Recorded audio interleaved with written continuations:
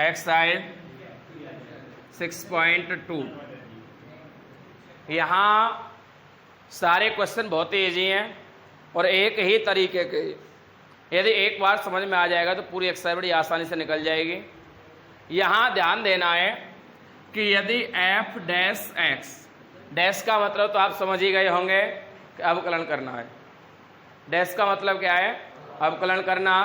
यदि F dash x का मान बड़ा है 0 से, अब मान 0 से बड़े का मतलब क्या है? पॉजिटिव मान। यदि एफ डैश एक्स यानी प्रथम कोटि के अवकलन का मान यदि 0 से बड़ा है तो ये फलन वर्धमान होगा। यदि धनात्मक संख्या मान आती है कोई भी तो फलन क्या होगा? यही यदि F dash x smaller than 0 यानी 0 से छोटा आता है, यानी कोई ऋणात्मक संख्या आती है तो ये मान ह्रासमान होगा। जहां पर हमें दो बिंदु दिए गए हों, यानी दोनों बिंदु या तो नेगेटिव नेगेटिव हों या फिर दोनों ही बिंदु पॉजिटिव पॉजिटिव हों, ठीक है। यानी कभी कभी ऐसा होता है जब द्विघात समीकरण बन जाता है तो एक्स के दो मान आते हैं और वही मान या तो दोनों नेगेटिव हैं या दोनों, तो ऐसी स्थिति में वहां वर्धमान होता है। एक नेगेटिव एक पॉजिटिव या एक पॉजिटिव एक नेगेटिव हो तो वहां पर ह्रासमान होता है। कहने का मतलब है यदि दोनों चिन्ह एक जैसे हैं, चाहे नेगेटिव चाहे पॉजिटिव, तो वहां पर वर्धमान होगा, और जहां दोनों चिन्ह अलग अलग हैं वहां पर ह्रासमान होगा। तो केवल पूरे चैप्टर में हमें ऐसी चीज को ध्यान देना है। इसके अतिरिक्त एक संख्या रेखा, बीच में 0 ले लेंगे, बाईं तरफ ऋणात्मक मान होंगे और दाईं तरफ धनात्मक मान होंगे। लास्ट का वैल्यू इन्फिनेटिव माना जाएगा, नेगेटिव भी और पॉजिटिव भी। ये नेगेटिव इन्फिनेटिव और ये वाला, यदि हम दाईं तरफ जा रहे हैं तो फलन वर्धमान गति पर है, और हम यदि बाईं तरफ आ रहे हैं तो फलन ह्रासमान है, ठीक है। हमेशा तुलना हमें बिंदु जब आ रहे हैं तो अनंत से ही करनी है, अनंत तक ही जाना पड़ेगा। मानो हमें यहाँ पर हमने 1 2 3 है, 1 आ गया, 2 3, -1 -2 -3 आ गया। मानो हमारा बिंदु -3 आया और -3 के लिए हम वो पलट के आ रहे हैं। -3 कहाँ से आया? इधर से आ रहा है, तो इधर से आ रहा है तो हम कह देंगे -3 कॉमा माइनस के अनंत तक। भाई हम इधर साइड में चल रहे हैं। अब खाली उत्तर हमारा यदि मानो प्लस के 3 आ रहा है तो उसको 3 कॉमा अनंत लिखेंगे। क्या लिखेंगे? 3 कॉमा अनंत लिखेंगे, ठीक है। और जहां दोनों कंडीशन हो जाए, यानी यदि एफ डैश एक्स इक्वल आ जाए 0 के, तो हम कह देंगे फलन ना वर्धमान है और ना ही ह्रासमान है। यदि नेगेटिव उत्तर आता है, देखो एक सीधी बात है, बस केवल 2 चीज याद रखिए। यदि उत्तर नेगेटिव आता है तो ह्रासमान है और पॉजिटिव आता है तो वर्धमान है। माइनस माइनस क्या होता है? प्लस। प्लस प्लस क्या होता है? तो रहा पॉजिटिव ही तो क्या होगा? Plus minus, minus minus plus भी क्या होता है? माइनस। यदि नेगेटिव है तो ह्रासमान, पॉजिटिव है तो वर्धमान। पूरी एक्सरसाइज में केवल हमें इसी चीज़ पर ध्यान देना है। अब बात आती है एक और अलग से, वर्धमान ह्रासमान को छोड़ करके कभी हमें बिंदु पूछ लेता है, बिंदु या एक्स का मान, ठीक है, या वाई का मान, जो भी हमें व्यंजक में दे रखा है।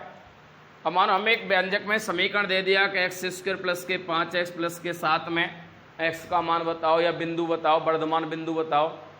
तो हम क्या करते हैं, जब ऐसे करके हम बिंदु पूछ ले या फिर x का मान पूछ ले, बात तो एक ही है भाई। बिंदु पूछ रहा है वो भी क्या है? x का मान तो निकालेंगे हम, या x का मान डायरेक्ट पूछ ले वो भी क्या है? x का मान निकालना है हमें। तो हमें पहले सबसे पहले f(x) बराबर दिया है तो हमें सबसे पहले f डैश x निकालना है, और f डैश x निकालेंगे तो क्या आ जाएगा?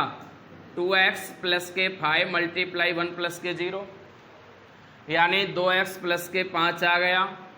अब 2x प्लस के 5 जो आया ये पॉजिटिव मान है, और यदि पॉजिटिव मान है तो सीधी सी बात है कि वर्धमान है, और वर्धमान है या ह्रासमान है, कुछ भी है। भाई या तो वर्धमान आए या ह्रासमान, कुछ भी आए, हमसे वो पूछ ले कि ये बताइए कि इसके ह्रासमान या वर्धमान बिंदु कौन से हैं। तो बिंदु के लिए हमें ध्यान देना है कि एफ डैश एक्स बराबर 0 रख लेंगे। क्या रख लेंगे भाई? जब एफ डैश एक्स का मान 0 आ गया तो हम कह सकते हैं कि 2x प्लस के 5 बराबर 0, और यहाँ से मान निकाल दो x का, 2x बराबर माइनस के 5 और x बराबर माइनस के 5 बटे, ये हमारा बिंदु आ गया बस। और इसके अलावा कुछ भी नहीं है पूरी एक्सरसाइज। पहले हमें वर्धमान ह्रासमान छांटना है, छांटने के बाद हमें मान पूछ रहा है x के या बिंदु, तो इस तरीके से उसके मान निकाल देंगे। उसको हमें प्रत्येक सवाल को, प्रत्येक बिंदु को दिखाना संख्या रेखा के माध्यम से है, डायरेक्ट किसी का आंसर हम नहीं लिखेंगे। देखिए इसका फर्स्ट क्वेश्चन देखिए बेटा, ये कह रहा है सिद्ध कीजिए कि एफ एक्स बराबर 3x प्लस 17 फलन वर्धमान है। ये हमें सिद्ध करना है। अब वर्धमान है, हम ये सिद्ध कैसे करेंगे भाई? पहला काम क्या है, वर्धमान के लिए क्या होना चाहिए कि एफ डैश एक्स जो मान है बड़ा होना चाहिए किससे? तो पहले तो हमें एफ डैश एक्स निकालना है, तो हम लिखते हैं यहाँ पर अवकलन करने पर, यानी D upon d x f x बराबर 3d upon d x plus के डी अपॉन डी एक्स 17। ये आ जाएगा एफ डैश एक्स बराबर 3 गुणा के 1 प्लस के 0। ये क्या आ गया? एफ डैश एक्स क्या आ गया? 3 मान क्या है? धनात्मक है, 0 से बड़ा है, तो हम कह देंगे एफ डैश एक्स बड़ा है 0 से, अतः फलन वर्धमान होगा। यही हमें सिद्ध, पहला क्वेश्चन खत्म हमारा। सेकंड क्वेश्चन सेम ऐसे ही बिल्कुल। क्वेश्चन नंबर बेटा थर्ड देखिए, थर्ड दे रखा है f x equal to sine x. यहां कह रहा है वो कि यदि इसमें हम पहला पार्ट इसका कि यदि 0, पाई बटे 2 मान रख दें तो ये वर्धमान होगा। क्या होगा? तो पहली बात तो ये, पहले तो मैं छांट लेंगे वर्धमान और ह्रासमान के लिए भाई। पहले अवकलन तो करना ही करना है, वो पॉइंट बाद में देखेंगे हम। पहले इसका अवकलन कर लो, तो यह आ जाएगा f d upon d x f x बराबर d upon d x sine x. तो एफ एक्स का क्या हो जाएगा बेटा? साइन एक्स का क्या हो जाएगा? ठीक है। अब वो कह रहा है कि हमें ये मान लेने, बिंदु लेने, तो ये कह रहा है कि 0, पाई बटे 2, 0, यानी ये मानों को यदि x में रखा जाए तो ये मान वर्धमान होगा। तो हम कह देंगे 0 से पाई बटे 2 प्रथम चतुर्थांश में है। किसमें है भाई? 0 से 90 अंश तक क्या होता है? प्रथम चतुर्थांश होता है, और प्रथम चतुर्थांश में cos x क्या होता है? पॉजिटिव। प्रथम चतुर्थांश में तो सभी पॉजिटिव होते हैं, ऑल पॉजिटिव होते हैं, तो हम कह देंगे प्रथम चतुर्थांश में है। अतः प्रथम चतुर्थांश में, प्रथम चतुर्थांश में cos x धनात्मक होता है। क्या होता है? धनात्मक होता है, अतः यह वर्धमान है। क्या है? वर्धमान है। अब अगला कह रहा है कि भैया पाई बटे 2 से पाई तक, यानी इसका जो सेकंड पार्ट कह रहा है वो कह रहा है पाई बटे 2 से और पाई। ठीक है। अब 90 से 180 क्या हो गया?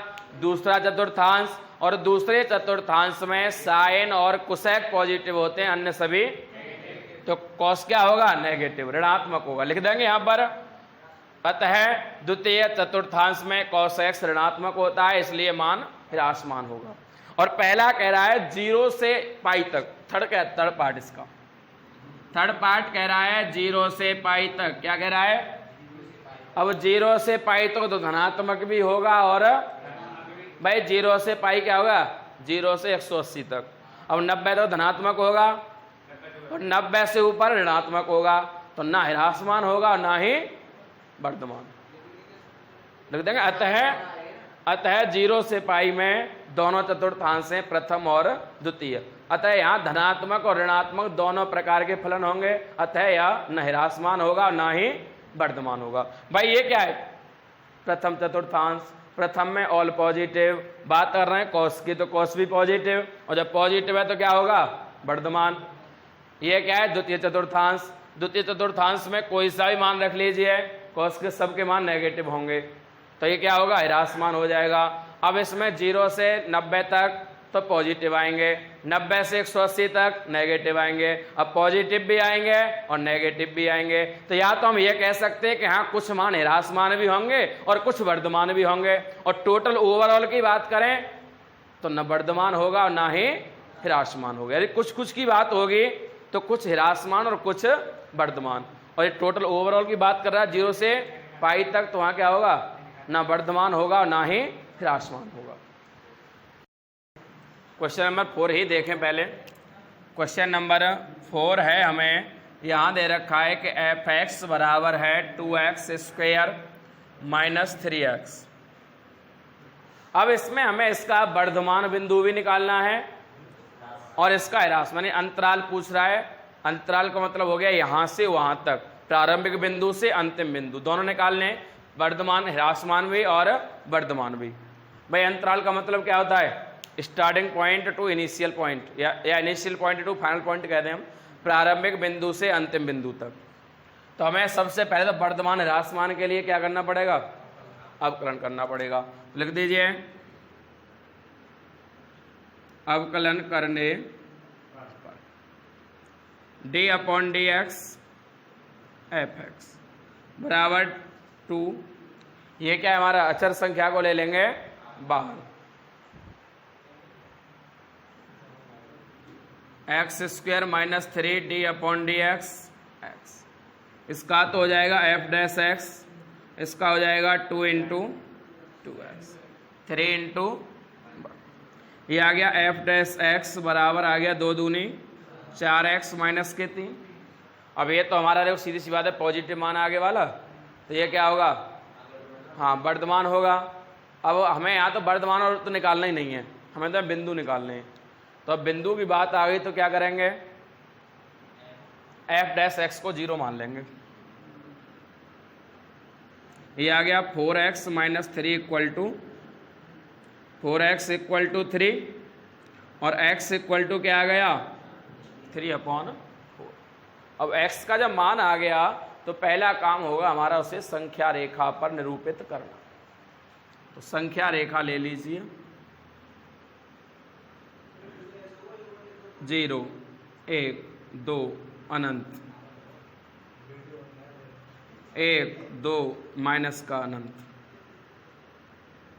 ठीक है। अब ये क्या, देखो 4 तो 3 से बड़ा है, और जब हर बड़ा होता है अंश से तो संख्या 1 से छोटी है। संख्या रेखा पर निरूपित करने के लिए ध्यान दीजिए भिन्नात्मक संख्या को। इसका जो हर है वो कितना है? 4। हर 4 है तो इन हर संख्या के बीच में 3-3 डंडा खींच लो ऐसे करके।